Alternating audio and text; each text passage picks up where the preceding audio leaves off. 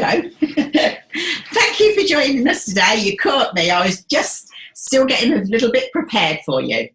Thank you for joining us today here at the Bramble Patch. On technicals today, we've got Alicia. Today, we are going to be looking at how to do a chevron.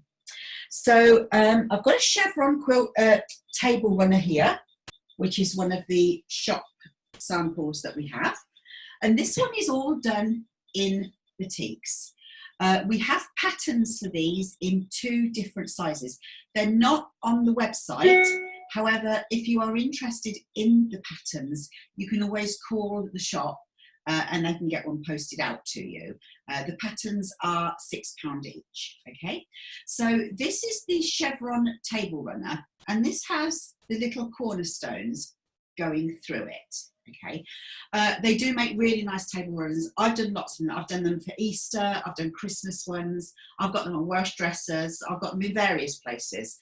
I am actually quite fond of this technique, but it's a technique that can be transferred into quilts as well. Behind me, you can see that I've got a work in progress, yet again. Just over here, and move this. You'll see I've got a new quilt that I'm making. I've got it in very pretty fabrics. It's going to be quite cottagey. This is for my new bedroom. And as we work through, I'm going to put a plique on this when I've actually got it constructed and decide how much fabric I've got left to work with. So this is a chevron, exactly the same as I was showing you how to do in the tutorial today. I made the one over here yesterday. So once again, this is a chevron, and you'll see it has the cornerstones. But also what I've done is I have actually put strips in between the panels with the cornerstones on as well. So you get this element going all the way through here. It gives it a slightly different look. You can also do the chevron without cornerstones. I haven't got one of those samples with me today, but this is just a little idea to show you. The shop sample that I've got here and on the pattern shows you how to do it with the shaped edge. And that's what I've always done in the past myself. But this time, yesterday when I made this one, I decided to square it off just to see what I thought to it, because this is actually to go on a unit at home. And I actually really enjoyed doing it. Very easy. And for those of you that don't like doing a different angle that's not a 90-degree on your binding, this is the way to actually turn it into a rectangle or a square. So you can just do your normal 90-degree bindings. So you don't have to work with a different angle like you would on here. But I have done a tutorial in the past that will explain how to do a different angle on a binding if you need to. So first of all, what we're going to do, we're going to take a look right from the very beginning what we start off with. You can work with any size basically. Whatever size square you have. Okay, so this is a 6-inch square. And you can use again what size strips the width of what you want. I have chosen to do a 2-inch strip because I only want it to finish up 1.5 inches finished. These work brilliantly with jelly rolls. I've done quite a lot with jelly rolls with them. Again, it's so easy to actually cut them. So if you're using a 6-inch square, your strip will be 6 inches long by your preferred width. My width on this occasion is 2 inches to finish up 1.5. And that's exactly what you can see here. I wanted it quite delicate. The cornerstones, I've chosen to do them in the cream. And whatever width strip you've done, so mine is 2 inches, then your square will need to be a 2-inch square. So let's have a look and see how we construct it. I've already cut my strips, as you can see here. And what we need to do, if you're working with a particular range of fabrics and you want it all to be even, then you would separate your piles up so you've got an A and a B pile. And you might want the colours balanced. I want mine completely scrappy, okay? So there's a different technique if you want to do lots of strips the same. I'm just using scraps up. So on this occasion, I'm actually cutting my squares. So all I'm going to do is I'm going to take a strip of fabric and a cornerstone, and I'm going to place them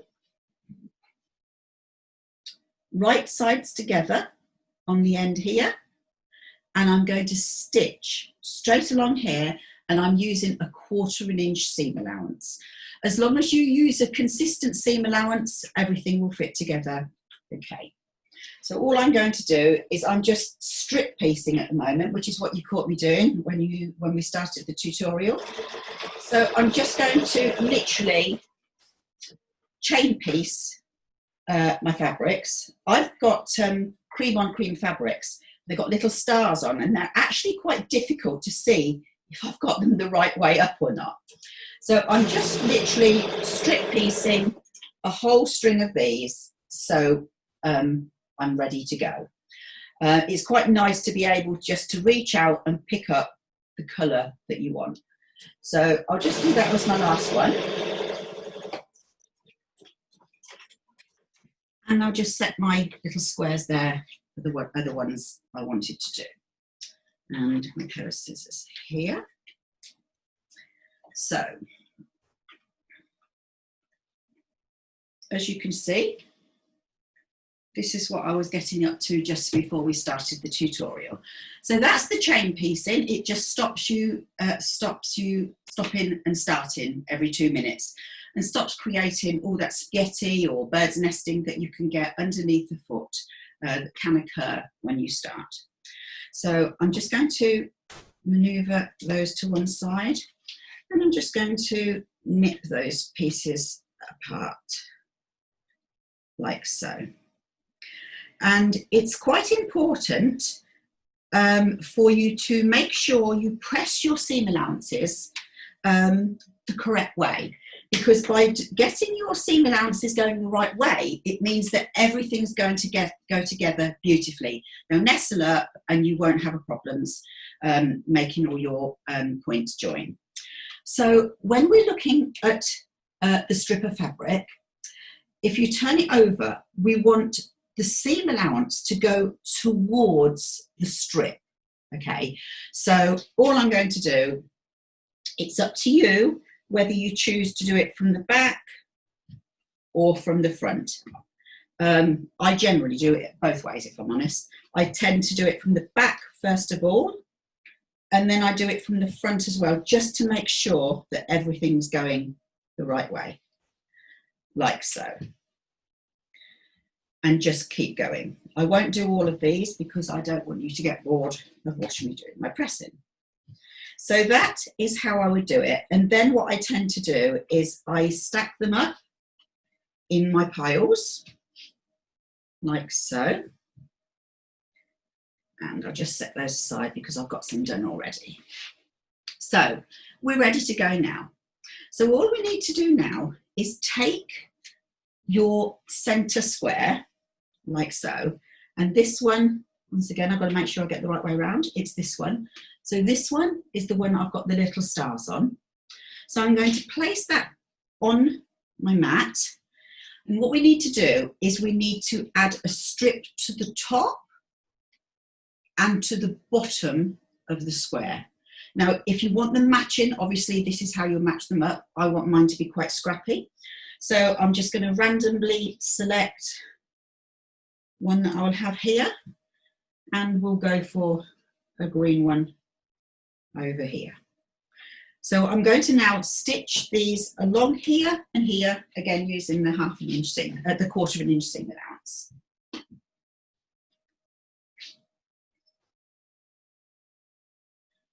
There we go. This actually builds up really, really quickly.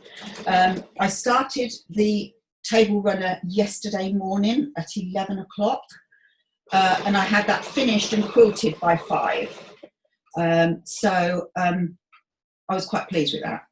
And in that one, I have actually put 2 layers of wadding because I wanted it to be quite a high loft. I wanted it to be puffy because all I've done is stitched in the ditch with it. What I could have done if I had any, but I hadn't got any left at home, if this was going to be going on my dining room table and there was any chance that I might have put a teapot or a plate on it that might have been hot, I could have put the insulated wadding in it to stop the heat transferring through to my table and damaging the table at all. If I do use the insulated wadding, I do tend to find that it's better to put a piece of ordinary wadding on the top, just 80-20. I find it quilts better and it stops it from sliding. So I'm just setting the seams with those, and all I'm going to do is just roll that back and press, and roll that one back and press. So as you can see,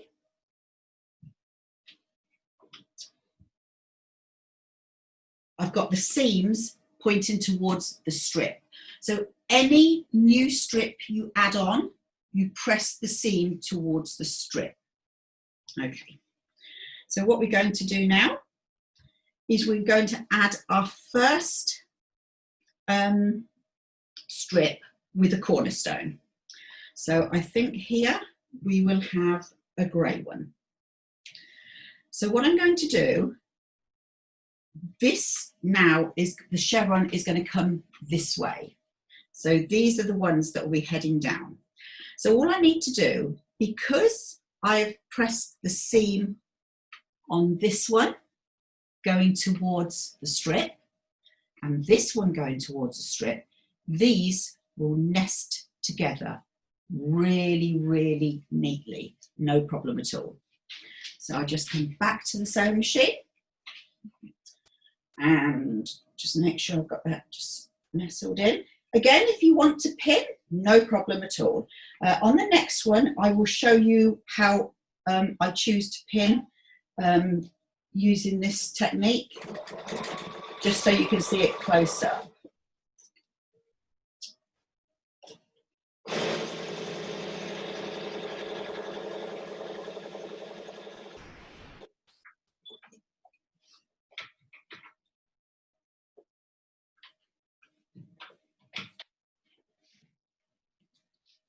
Now, once again, I'll just set the seam, pressing it towards the strip you've just added. Now, what we are looking for, we're looking for a really nice join just here on the cornerstone, like so.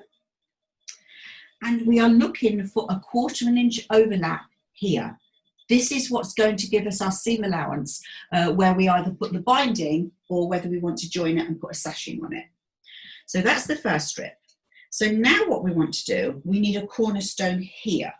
So let's add a pink one, I think. Let's go for this one. So this one is going to go here. So what we're going to do now, I'll pin this one just to show you, if you don't feel confident, if you feel that you can't feel the seam allowances through it, you may choose to pin. So when I pin, I can just hopefully show you. Right, I'm going to place the pin approximately 1/4 inch down into the stitched seam, just here. I'm hoping you can see that. And then what I'm going to do, I'm going to place the pin once again approximately 1/4 inch down into the seam of the block that I'm actually applying it to. Again, this works with any technique, not just the chevron. Now, the important thing to this is you need to place the pin back into the stitched seam and make sure it comes out on the stitched seam on the other side, because what that will do, it will stop the under fabric twisting. So because we now have those seams pressed together, pinned together front and back, that means they can't move. So therefore, we should get a really nice joining on that one. So all I'm going to do now is once again, and when I've done it, because I've got the pin nearer to the top, I'm going to stitch from this end down rather than the other way, because you've got less chance of any movement on the rest of the fabric.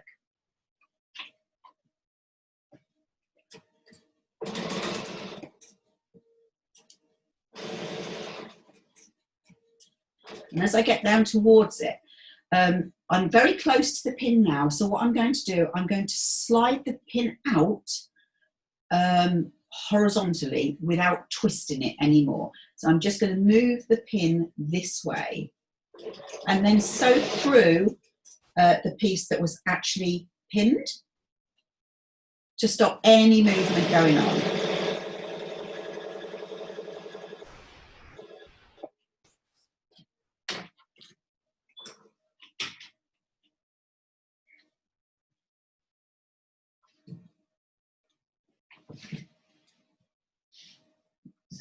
Thread there. So once again, I'm just going to set the seam on there, and I'm hoping if I roll this back, you will be able to see that just by pinning it that way, once again, we have a nice join there. So it's really neat, it's really easy. So whichever way you feel most comfortable, then that's the way to go. Right, so we now know we're going both ways. So it's up to you now whether you keep coming off of one side or whether you want to go this way and this way, your choice entirely. I'm going to do it evenly because that way I can make sure that the colour tones are distributing all the way through. Although I want it scrappy, I don't want all dark one end and one pale at the other. So what I'm going to do now, I'm going to select the next one to go here.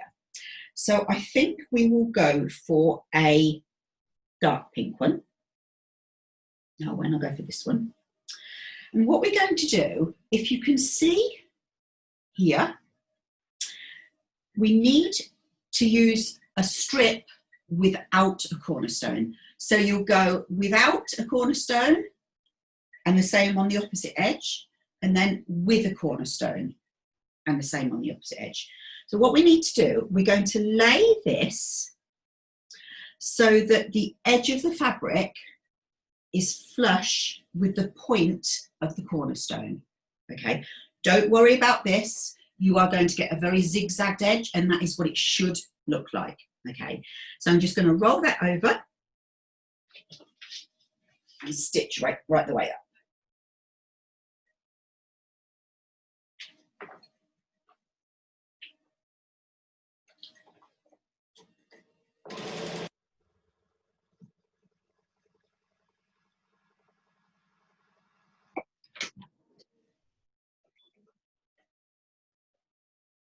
And what I tend to do is I tend to put the one on, so this is the pink one. So I'm now going to put one on the opposite side here. So let's go for a green one, I think. So again, I'm going to use no cornerstone, and it's going to go flush with the cornerstone here. So I'm just going to pop that one on there. And you will see how quickly this builds up.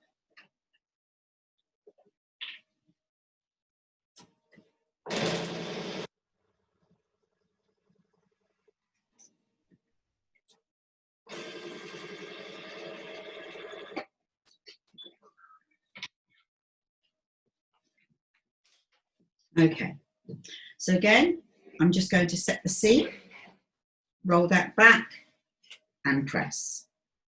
Turn it around, set the seam, roll back and press. So now we're ready for another cornerstone just here. So I think we will go for a patterned grey one. Now, when we do this one, if I turn it round, I'm hoping you can see this. So this is a nice straight edge here where the last cornerstone finishes. So we're going to put the edge of this cornerstone flush with the edge of this strip here. And as you can see, we're starting to get the shaping coming down. This should be like this. We should start to get a zigzag edge as we go up the sides. So I'm just going to roll that one over. I will nestle these two together.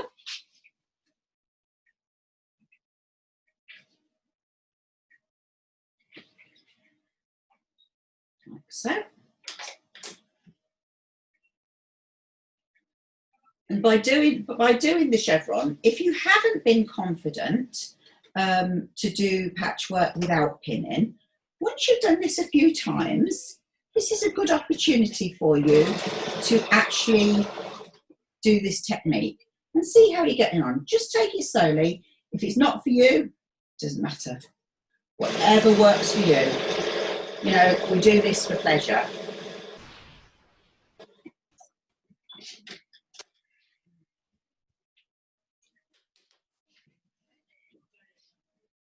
So just set the seam, roll it back, and there we go. We can see that starting to form. So all I'm going to do now, I'm going to turn it round once again, and let's just work on this side. So on this one, I think we'll go for this one. So obviously, the last strip added to this side didn't have a cornerstone, so now we need a strip with a cornerstone. We're going to lay that down. So the edge of this is flush here, and that means that this joining here is going to sit nicely. So once again, we'll roll it over. And just make sure that just nests in quite nicely. And you can feel them, they just sit next to each other with no overlapping.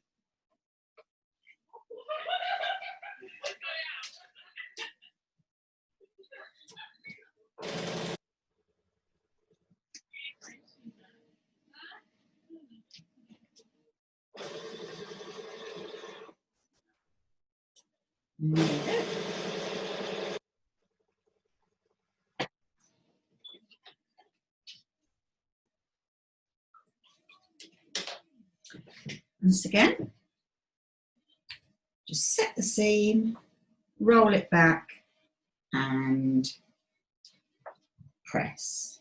There we go. And you can see it's starting to form really nicely. So what I'm going to do, I'm just going to quickly now add another piece on each end, and then I will show you how to cut it so that you've got your seam allowance, so it's either ready for your bind, ready for you to quilt and bind, or whether you want to add a sashing to it. I'm not going to do the sashing because you may choose to have a small piece on it like this and then a border, or you may choose not to have anything at all, just bind it, okay? But you just need to remember and take into account that when you look at making one of these, you do need to account for your seam allowances and the piece that you're going to trim off at the edges.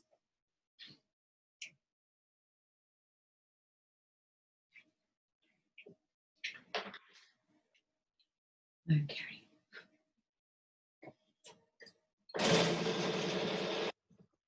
Again, this is a really nice one. You know, these look brilliant, scrappy. I did a really nice one earlier in the year, and I used a panel, and I actually upsized the panel by actually adding these to each side, and it looked really, really good. I was very, very pleased with it. Right, what colour should we put on here? Ooh, choices. Let's go for this one, I think. There we go.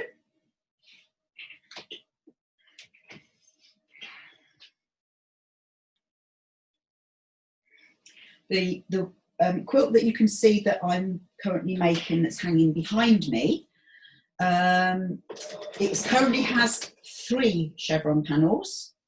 It will have another 2. Then my intention is to add quite wide borders, and it will have a plique through the cream panels of the centres and around the top sides, top and bottoms as well. Okay, I'm just going to add 1 more strip to each of these, and we'll have that one on there, I think. And then I will show you how you can trim this up. It is easier if you have one of the longer rulers.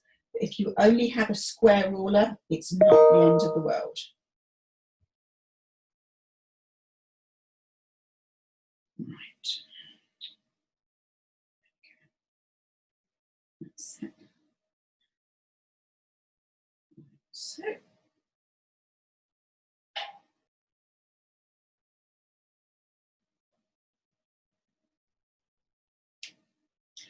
And also, obviously, you have seen the original bramble patch sample, which was in batik.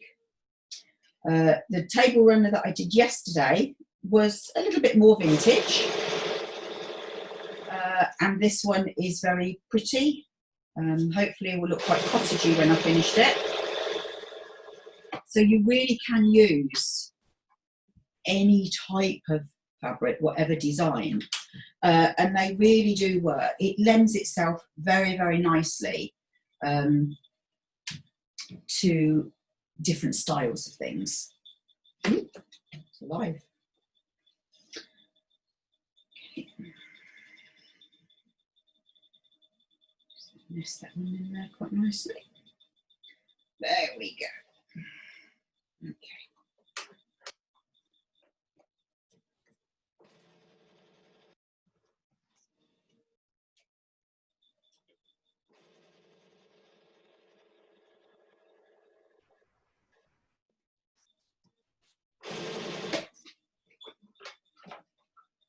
Right, so all I'm going to do now is I'm just going to give that a press.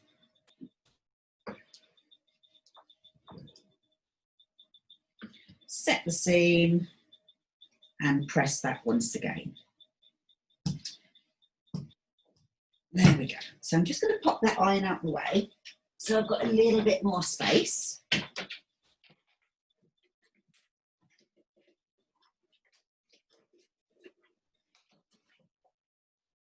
And remove that. Thank you, Alicia.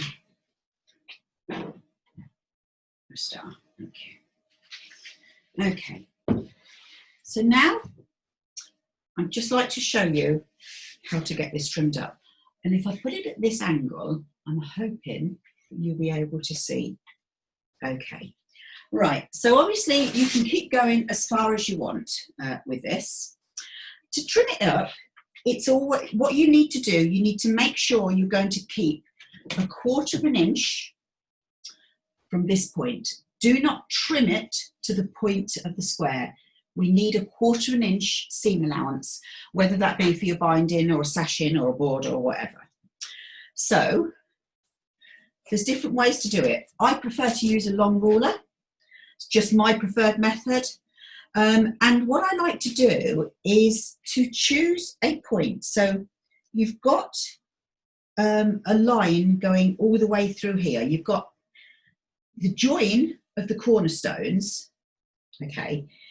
If that fits in with a marking on your ruler, that's what you want to line it up to. So you could use here, or you could use the one to the side. I like to use the center one because I find out think you can see easier that everything is squared nicely. So that is taking it to the 1/4 inch over the edge there. So I've got that at 4 1/4, 4 1/4, 4 1/4, all the way through. All I'm going to do is take that off there. I'm going to just spin that around, pop that back on there. And we know if it was 4 1/4 one side, it will be 4 1/4 on the opposite side as well. Just making sure I've got that nice and level. That's all good. And there you can see how that goes together. So this is a really nice technique. It's one that I particularly enjoy, always have done. You can make it look so different. You can do it with the cornerstones, without the cornerstones, or you could put a piece in here. But do remember to adjust the sizes. Whatever size square you start off with is the length of the strip that you need to cut. And whatever the width of the strip is the size of the square for the cornerstones if you choose to do them. So I hope you've enjoyed that today. Thank you for joining us. Thank you once again to Alicia, and we hope to see you again very soon. Stay safe. Bye-bye for now.